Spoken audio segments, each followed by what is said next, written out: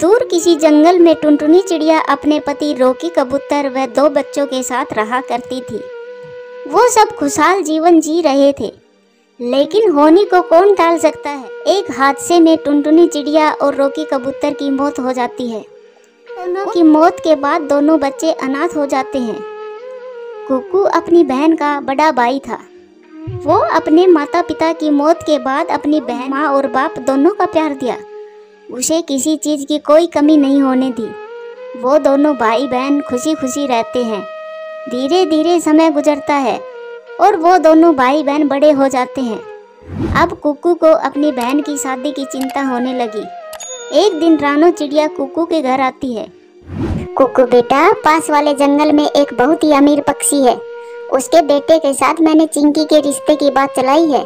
बस बात बन जाए, फिर देखना चिंकी बिटिया राज करेगी। रानो आंटी, माँ के मर जाने के बाद मुझ पर बहुत बड़ी जिम्मेदारी थी।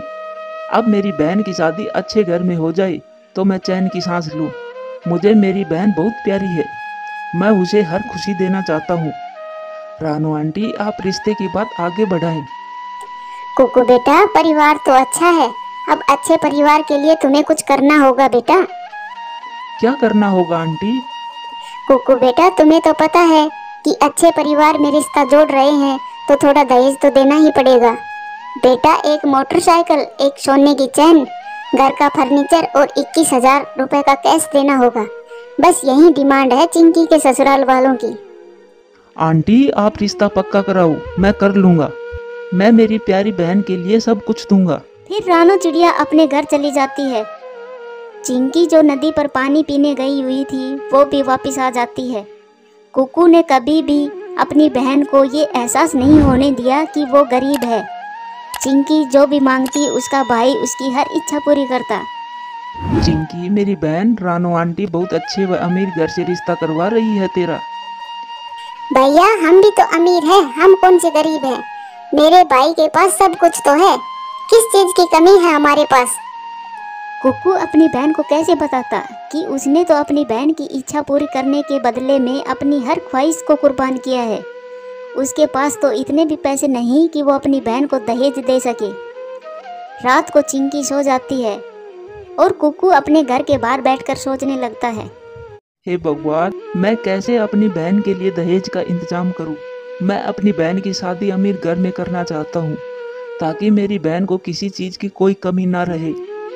अगले दिन कुकू रॉकी सेठ के पास जाता है और उससे कहता है, सेठ जी, मुझे कुछ पैसों की जरूरत है। मैं अपने घर को बेचने आया हूँ। कुकू बेटा, ठीक से सोच कर ही आए हो ना? हाँ सेठ जी, मैं अच्छे से सोच समझ कर ही आया हूँ। तो फिर ठीक है, ये लो पैसे। और अब वो घर मेरा हुआ। सेठ जी, एक विनती है आपसे, जब तक मेरी बहन की शादी ना हो जाती तब तक हमें उसी घर में रहने दें। रॉकी सेठ कुकू की बात से सहमत हो जाता है। फिर कुकू पैसे लेकर अपने घर जाता है। कुकू अपनी बहन के दहेज की हर चीज खरीद लेता है। रानो चिड़िया दूल्हे को साथ लेकर आती है और कुकू अपनी बहन की शादी बहुत ही धूमधाम से करता है। चिंकी भी बहुत खुश थी क्योंकि उसकी शादी अमीर पक्षी से जो हो रही थी। शादी करके चिंकी अपने घर चली जाती है और अपने पति से कहती है, वाह, ऐसा घर तो मैंने पहली बार देखा है। मेरे भाई का घर तो बहुत छोटा है। चिंकी, ये देखो मीठे मीठे फल, ये सब तुम्हारे लिए हैं। आज से तुम रानी हो मेरी। मैं तेरी हर ख्वाहिश पूरी करूंगा। दूसरे दिन कुकू अपनी बहन से मिलने उसके घर जाता है। भैया, आप यहाँ क्यों आए हो? अब मैं अमीर पक्षियों में रहती हूँ और अमीर पक्षियों के घर पर कोई भी ऐसे मुंह उठा नहीं आ सकता। और अपने आप को देखो, कितने गंदे लग रहे हो। लगता है नहाकर भी नहीं आए। अब आप जाइए यहाँ से। अपनी बहन की ऐसी बातें सुनकर कुकू तो हैरान हो जाता है। उसका तो दिल ही टूट जाता है। मेरी बहन, मुझे माफ करना। मैं भूल गया था कि अमीर और गरीब का संबंध कभी भी नहीं टिकता। फिर कुकू वहाँ से चला जाता है। उधर रॉकी सेठ भी आया हुआ था। वो तो कुकू का ही इंतजार कर रहा था। कुकू, आपकी बहन की शादी हो चुकी है। अब तुम ये घर खाली कर दो। फिर कुकू घर खाली कर कर अपना सामान लेकर वहाँ से चला जाता है और वो घर कबूतर को दे देता है। चिंकी तो अमीर घर में जाकर सब कुछ भूल चुकी थी। चलो चिंकी, आज बाजार चलते हैं। आज मेरे घूमने का मन कर रहा है। ऐसे ही चिंकी अच्छे अच्छे भोजन करती और नए नए जंगलों की सैर करती। कुकू एक पेड़ पर एक छोटा सा घोंसला बनाकर उसमें रहने लगता है। जिस बहन की हर ख्वाहिश पूरी करने में अपने जीवन की हर खुशी कुर्बान की, उस बहन ने मुझे ठुकरा दिया, उसे ने मुझे अपने घर से बाहर निकाल दिया। एक दिन चिंकी अपने पति के साथ बाजार जा रही थी कि वहाँ रानो चिड़िया मिल जाती है। चिंकी ये हो ना तुम? ऐसे कहते हुए रानो जैसे ही चिंकी को गले लगाने लगती है, वैसे ही चिंकी बोलती है, हटो, दूर रहो मुझसे, मैंने महंगा परफ्यूम लगाया है और तुझ में कितनी गंदी स्मेल आ रही है।